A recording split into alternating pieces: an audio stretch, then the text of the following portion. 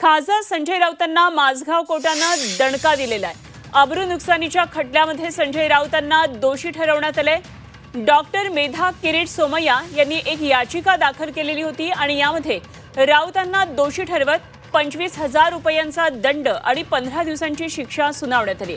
शौचालय बांधकामामध्ये सोमय्या दाम्पत्यांनी 100 कोटी रुपयांचा घोटाळा केला असा आरोप खासदार संजय राऊत यांनी केलेला होता आणि या विरोधात डॉक्टर मेधा किरीट सोमय्या यांनी कोर्टात धाव घेऊन याचिका दाखल केली होती आणि या याचिकेमध्ये आता याचिकेनंतर सुनावणीनंतर संजय राऊत यांना ही शिक्षा झाली आहे, 15 दिवसांची शिक्षा आणि 25,000चा दंड।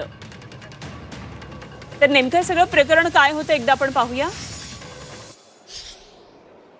मेधा सोमय्या यांनी शौचालय घोटाळा केल्याचा संजय राऊत यांनी आरोप केलेला। आरोपाचे पुरावे द्यावेत असं आव्हान किरीट सोमय्या यांनी राऊतांना दिलं। कोणतेही पुरावे न दिल्यानं मेधा सोमय्या यांनी राऊतांवर 100 कोटींचा मानहानीचा दावा केला। संजय राऊत यांना यापूर्वीच मानहानी बदनामीची नोटीस दिली होती। माझगाव कोर्टानं राऊतांना 25,000चा दंड आणि 15 दिवसांची कैद सुनावली।